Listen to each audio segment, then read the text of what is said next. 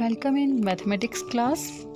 तो बच्चों हम कर रहे हैं लेसन 11 क्षेत्रफल और घेरा, एरिया एंड इट्स बाउंड्री। बच्चों पिछली वीडियो में हमने क्षेत्रफल और परिमाप के बारे में बहुत से उदाहरणों के बारे में जाना और ये भी जाना कि क्षेत्रफल का जो मात्रक है वो है स्क्वायर सेंटीमीटर, स्क्वायर मीटर और स्क्वायर किलोमीटर। यानी क्षेत्रफल को हम वर्ग सेंटीमीटर में, वर्ग मीटर में और वर्ग किलोमीटर में मापते हैं। उसी तरह से हम पेरीमीटर को सेंटीमीटर, मीटर और किलोमीटर में मापते हैं। अब हम एरिया की यूनिट से रिलेटेड कुछ एग्जाम्पल्स देखते हैं। अभ्यास का समय। तालिका को देखो। अगर तुम्हें हर चीज का क्षेत्रफल लिखना हो तो तुम किस कॉलम को चुनोगे? सही का निशान लगाओ। बच्चों यहाँ पर आपको एक टेबल दिखाई दे रहा होगा। इस टेबल में कुछ चीज़ों के नाम लिखे गए हैं।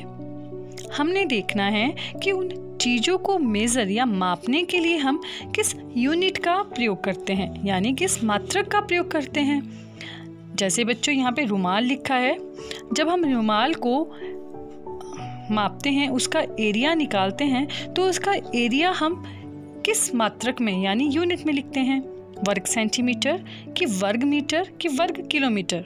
सोचो बच्चों, आपके घर पे रुमाल है ना?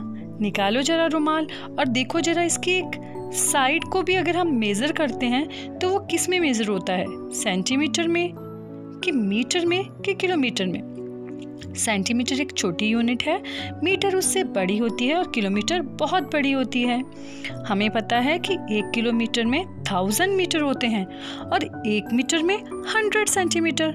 तो यहाँ पर जो सेंटीमीटर है वो एक छोटी यूनिट है, लेकिन एरिया मेज़र करना है ना, तो एरिया किस में आता है? स्क्वायर सेंटीमीटर में या स्क्वायर मीटर में या स्क्वायर किलोमीटर में।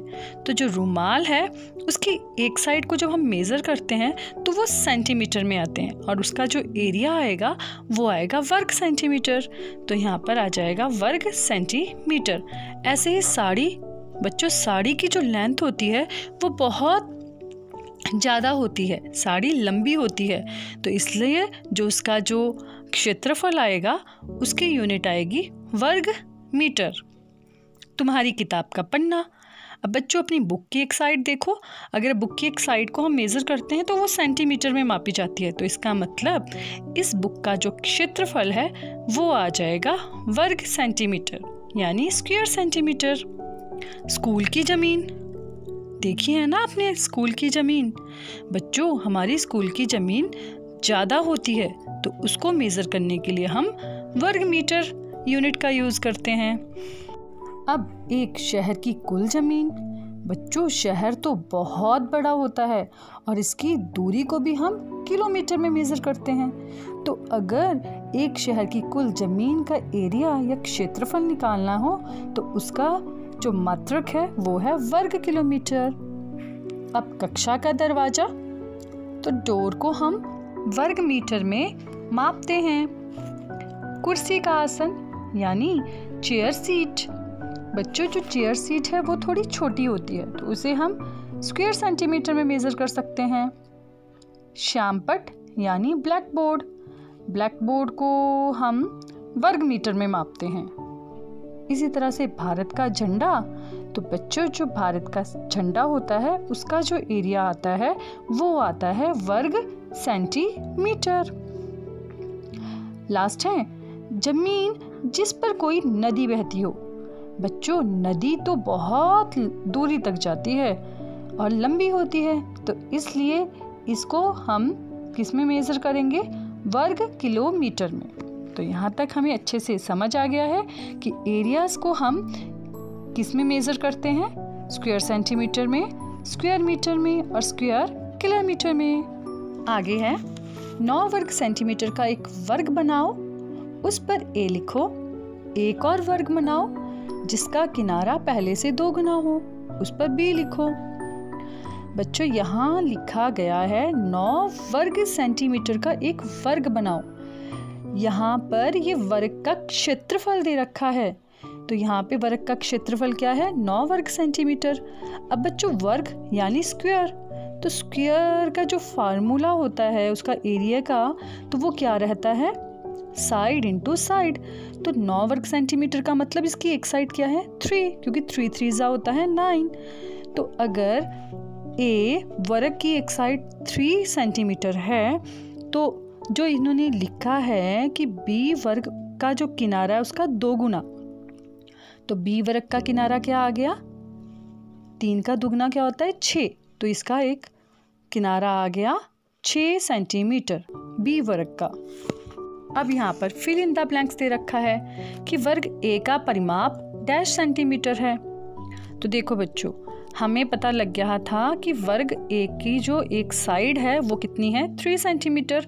तो वर्ग ए का परिमाप क्या होगा? जल्दी से वर्ग का परिमाप का फार्मूला बताओ। शाबाश, 4 गुना भुजा, 4 इंटू साइड। तो यहाँ पर वर्ग ए की एक साइड हमारे पास दे रखी है 3, तो 4 गुना 3 आ गया 12 सेंटीमीटर। तो वर्ग ए का परिमाप 12 सेंटीमीटर है। वर्ग बी की एक भुजा डैश सेंटीमीटर है, कितनी? 6 सेंटीमीटर। वर्ग बी का क्षेत्रफल, तो हमें पता है कि वर्ग का क्षेत्रफल क्या होता है? जल्दी बताओ। शाबाश, भुजा गुना भुजा, तो इसकी एक साइड है 6 सेंटीमीटर, तो 6 इंटू 6 आ गया 36 स्क्वायर सेंटीमीटर, 36 वर्ग सेंटीमीटर। आगे है वर्ग बी का क्षेत्रफल वर्ग ए से डैश गुना ज़्यादा है। तो देखो बच्चों, यहाँ पर हमारे पास वर्ग ए का जो क्षेत्रफल था वो 9 वर्ग सेंटीमीटर था, और वर्ग बी का क्षेत्रफल है 36 वर्ग सेंटीमीटर। तो वो कितना ज़्यादा है? 4 गुना ज़्यादा। 9 चौके 36, तो आ जाएगा 4 गुना ज़्यादा है। आगे है वर्ग बी का परिमाप डैश सेंटीमीटर है। तो देखो बच्चों, वर्ग का परिमाप क्या होता है? 4 गुना भुजा। भुजा हमारे पास दे रखी है वर्ग बी की 6 सेंटीमीटर, तो 4 छिके शाबाश 24 सेंटीमीटर। अब आगे है वर्ग बी का परिमाप वर्ग ए से डैश गुना ज़्यादा है। तो देखो बच्चों, वर्ग ए का परिमाप कितना था? 12 सेंटीमीटर, और वर्ग बी का परिमाप कितना है? 24। तो 12 दूनी 24, तो यहाँ पर आ जाएगा वर्ग बी का परिमाप वर्ग ए से 2 गुना ज़्यादा है। तो बच्चों, आप अपनी बुक के पेज नंबर 154 और 155 के भी क्वेश्चंस को हल करने की कोशिश करो। Thank you.